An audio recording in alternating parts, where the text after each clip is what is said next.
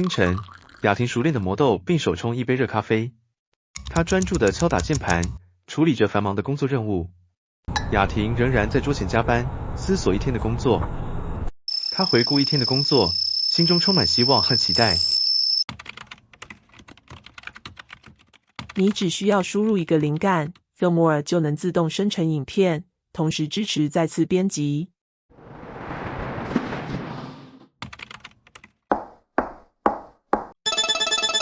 什么？我才刚讲完一场简报，又要再一次？这次别紧张，我们改用线上课程的方式录制影片，毕竟连办2场教育训练太花钱，预算已经要爆了。记得顺便用这次的范例做客户咖啡广告的宣传片。只要他在，琳达就没有空闲的一天。原本应该在上一集亮相，但因为太讨人厌被自动忽略了。灵感爆棚，却总是卡在剪辑流程。这款带有 AI 功能的剪辑软体 Filmora 推出了全新功能 AI 构想转影片，一句话就能生成整支影片，不止角色一致，还能自由微调每个分镜，真正实现 AI 动画短剧全自动化。琳达打开 Filmora， 她从工具箱打开 AI 构想转影片，输入脚本，选择影片时长，自动10到20秒或20到30秒，选择影片语言，这里除了中文，还支援多国语系。在影片风格选项中，有写实、动画、漫画、赛博朋克等风格。设定完成后，按下启动 AI 脚本，系统就会自动生成分镜描述与人物设定。每一个分镜都能点选编辑，尤其字幕部分会影响语音内容，建议先在这里优化。图像方面有5种方式可选： 1. 全部由 AI 自动生成，直接点选产生； 2. 点击这里由 AI 个别生成，满意后再加入分镜； 3. 直接上传自己的图片； 4. 上传2张图片指定为该分镜的前后帧； 5. 上传图片作为 AI 生成参考。人物生成也支援 AI 全自动 ，AI 生成确认后采用，或直接上传自己的图片。最后，设定旁白、画面比例，是否自动加上音效、字幕与转场，点选产生即可。生成过程可按隐藏继续其他作业。太好了，我可以暂时解放双手，先来去泡杯咖啡。影片生成后会出现在本集专案中，点进去就可以再微调更多细节。这效率直接碾压我以前熬夜剪片的日子，我的咖啡都还没喝完呢，但有些地方不太满意，该怎么办？分镜不满意，想要重做，在这里点选编辑，就可以调整参数，重新生成。音效不满意，可以点击这里修改提示词，重新生成，或直接删除。不喜欢这个旁白，想更换语音，选取字幕，点选文字转语音，即可重新生成旁白。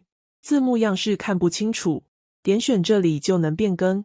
画面跟语音长度没有同步，因为每个分镜都是预设4秒，但声音长度会因字幕字数而变化。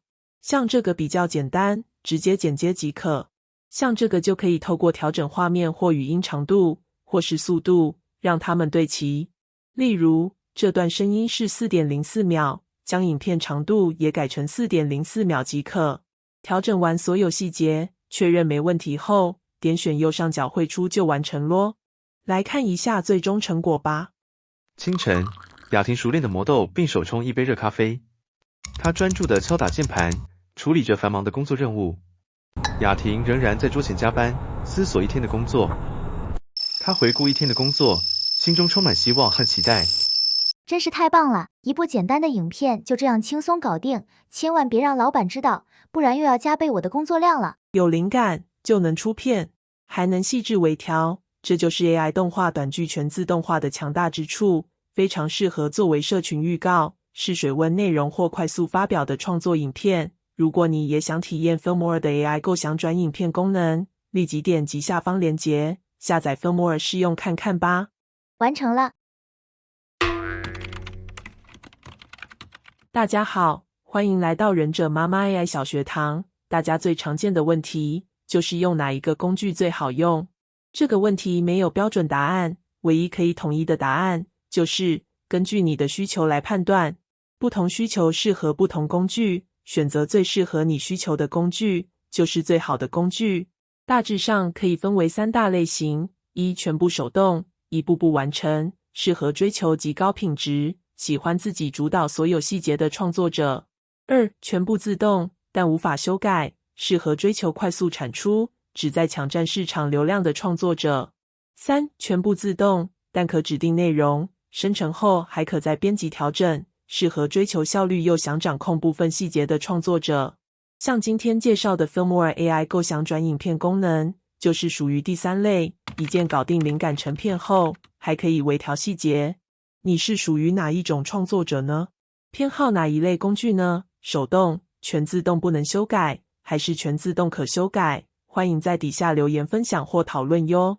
就在琳达准备下班的时候，经过公司布告栏，是他，看来我有预感会再看到他出事。